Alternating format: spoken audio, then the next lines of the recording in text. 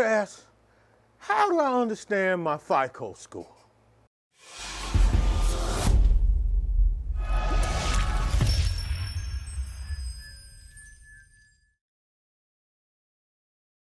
In this video, I'm going to talk to you about your FICO score, also called your credit score, and how to better understand it and make it work for you.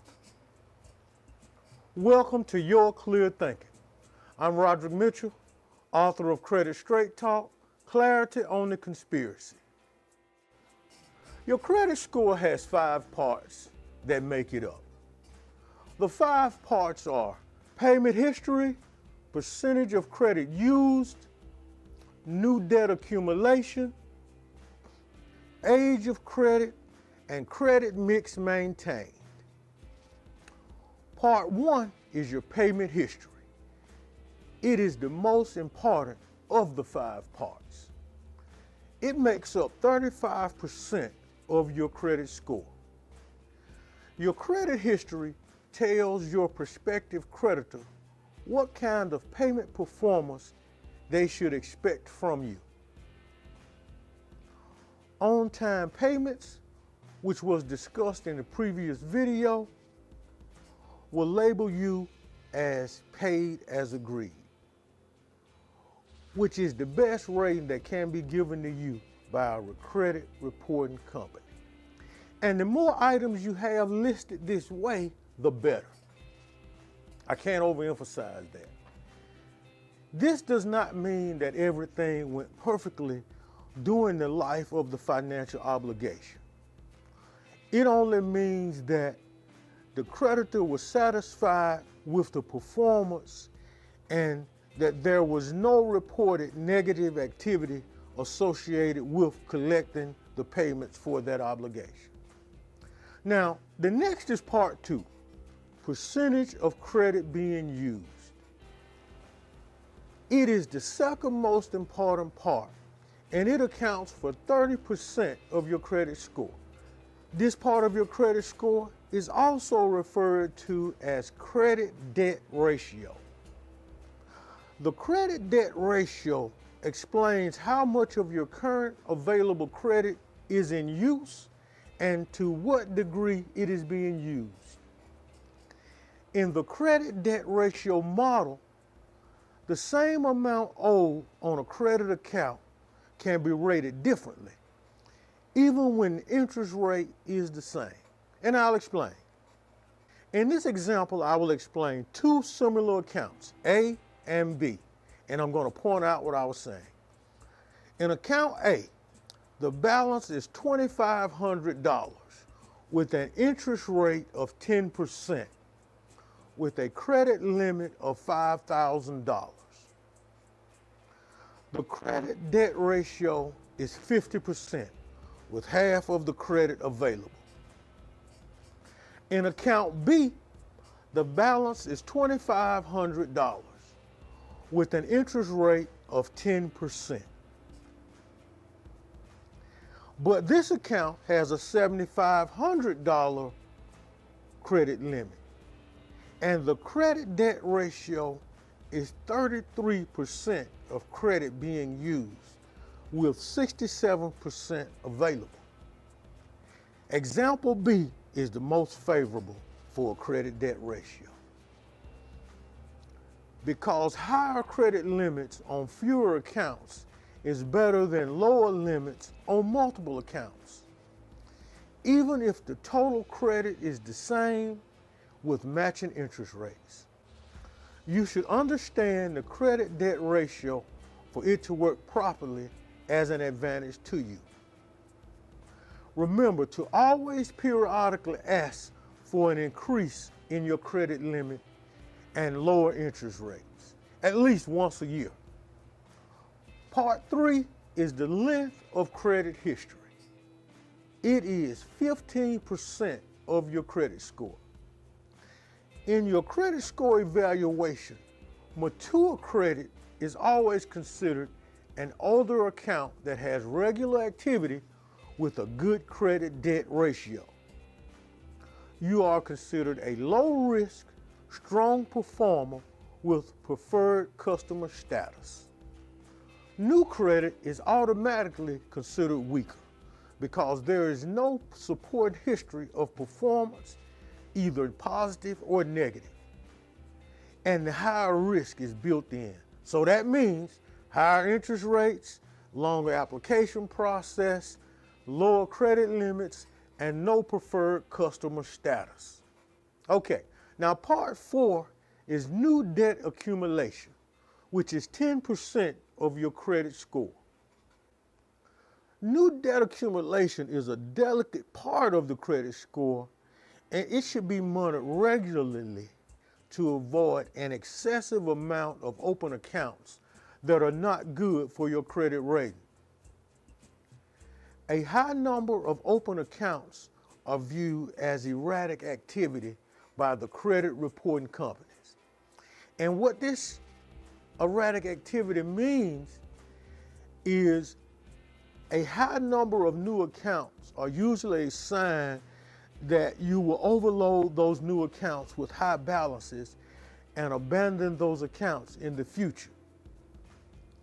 Limit the number of inquiries before making a purchase. A high number of inquiries have a similar effect as the aforementioned account accumulation activity. You should always check your credit report before you go to pursue credit. That way, you have a smaller chance of surprises. The last but equally important part is the credit mix maintained, which is 10% of your credit score. The preferred mix is a low interest mortgage, vehicle loan, and 3 low interest, high limit credit cards, all in good standing for at least 1 year. A credit card that just sits open with no activity for long periods of time actually count against you because it is considered dormant. And dormant meaning sitting frozen with no activity.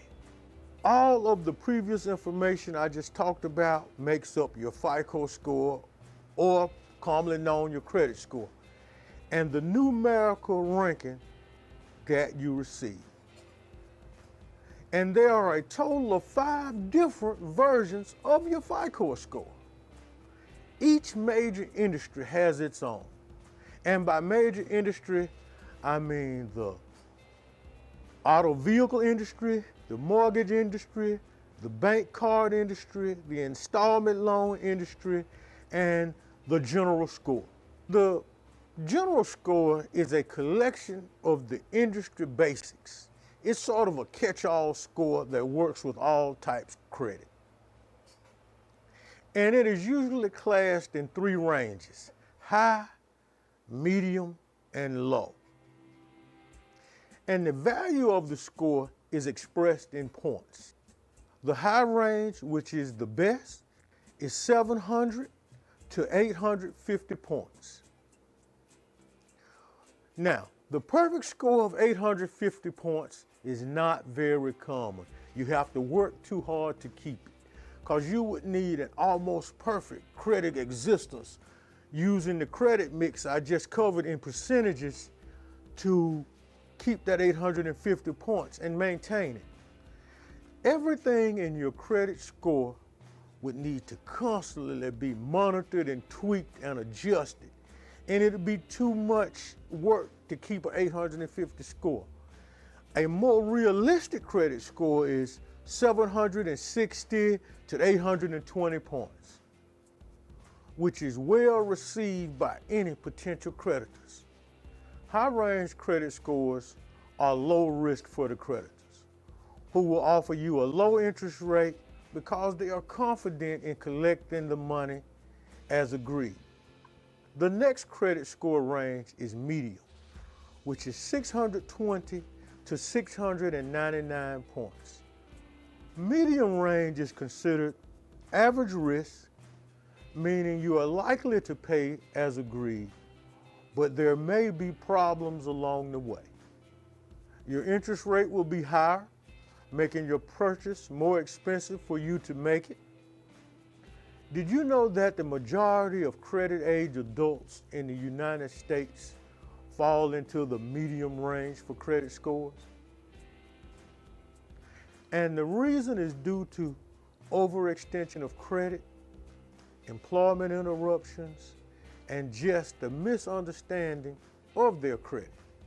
The average risk associated with medium-range credit scores is commonly accepted because people look at credit as mysterious and complex. The last and lowest credit score range is 619 points and lower. This score range will have the highest interest rates in order for you to get credit. Your agreement will be considered very risky, with a great chance of payments not being made as agreed. Your payment agreement is going to be very expensive compared to the actual value of the item being purchased. It would almost be equal at some times. And anything you purchase this way should be extremely important just to justify the penalty of this type purchase. Every decision you make on credit when your credit score is in this range should only be an absolute necessity. Otherwise, use cash if possible. A situation like this is a prime candidate for credit repair.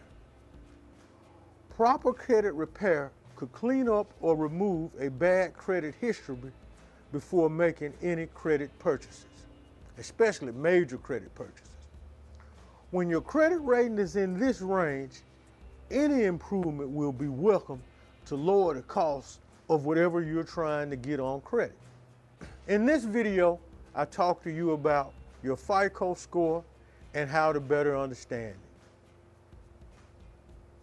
Remember to subscribe below. My name is Roderick Mitchell. I'm the author of Credit Straight Talk, Clarity on the Conspiracy,